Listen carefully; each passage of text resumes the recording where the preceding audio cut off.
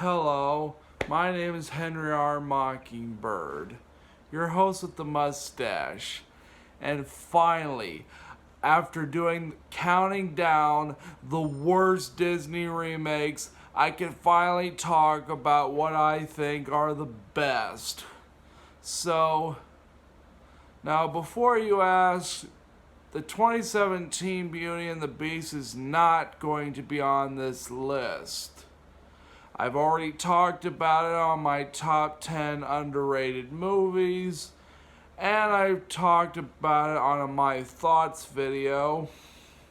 So don't expect to see the 2017 Beauty and the Beast on this list. But with that said, holly freaking hallelujah that I'm talking about the best. So without further ado, let's get going.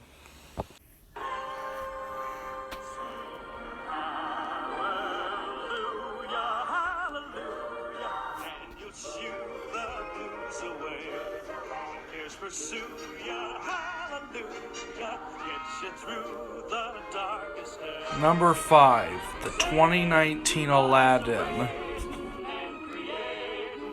I put this one quite low on the list because I don't think it's the best Disney remake, but it certainly isn't the worst. But I'll explain what I do like about the film and what I don't like about it. I like Naomi Scott's take on Jasmine. I also like the dresses that Jasmine wears. I also like the song Speechless. I really like Delia, and I like the sisterly relationship she has with Jasmine.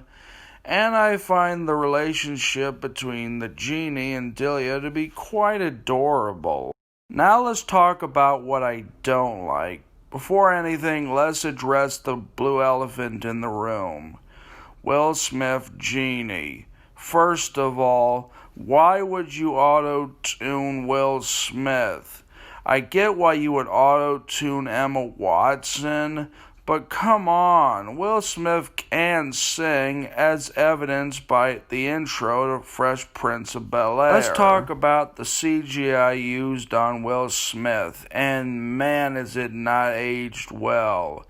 It looks both weird and creepy. Another problem with Will Smith is when he tries to imitate Robin Williams' performance. Now, Robin Williams was like lightning in a bottle, so there was no way you were going to duplicate it.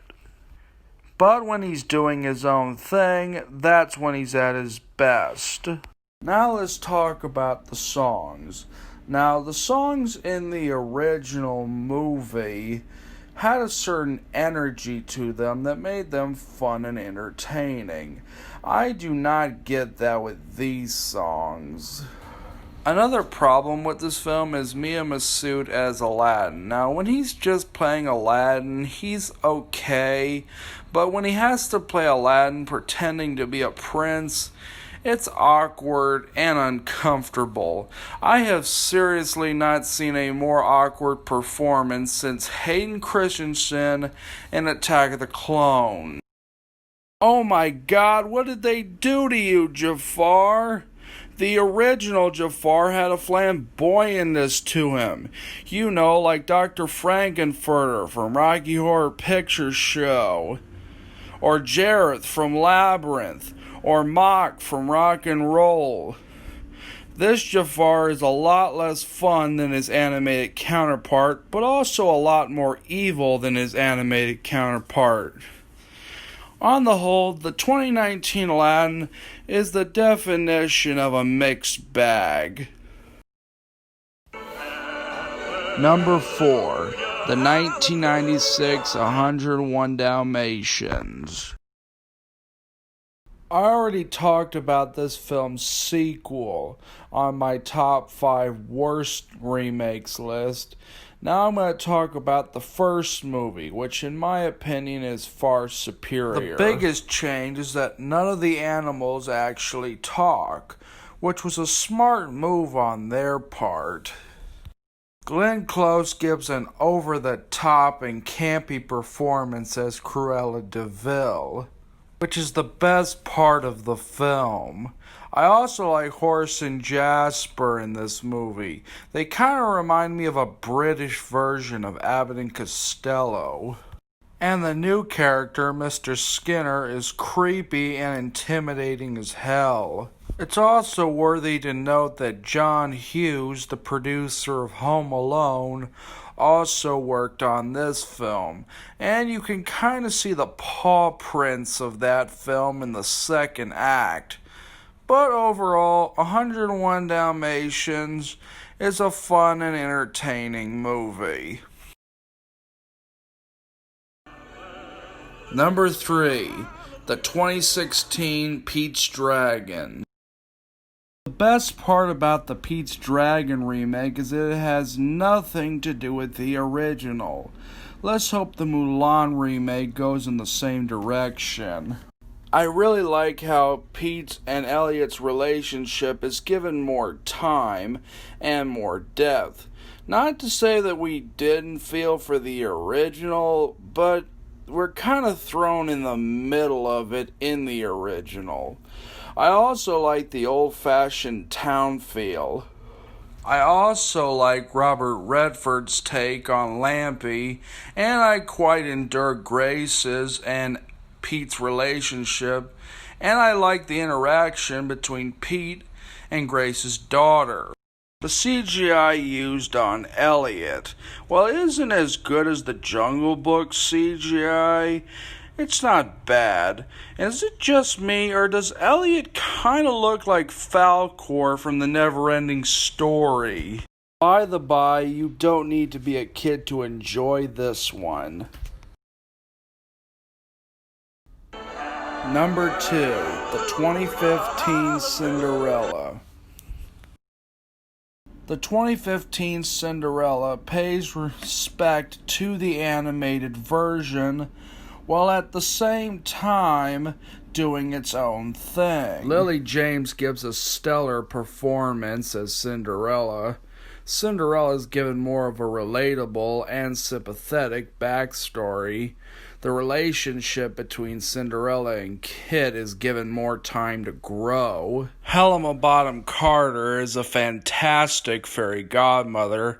I also enjoyed Helena Bonham Carter as the old Maudra from Dark Crystal: Age of Resistance. Lady Tremaine is both threatening and is a force not to be reckoned with. This is a woman you do not want to screw around with. She could easily go up there alongside Nerissa as far as live-action Disney villains go. And speaking of Enchanted, there's a dance scene that rivals the one in Enchanted. And Lily James also gives a rendition of Lavender Blue, which is rather beautiful, but not as good as the Burt Lives version, but still beautiful nonetheless. The Cinderella remake is one of the best Disney remakes, next to a certain other remake. But join me at number 1 if you want to see what I'm talking about. The number 1 best Disney remake is the 2016 Jungle Book.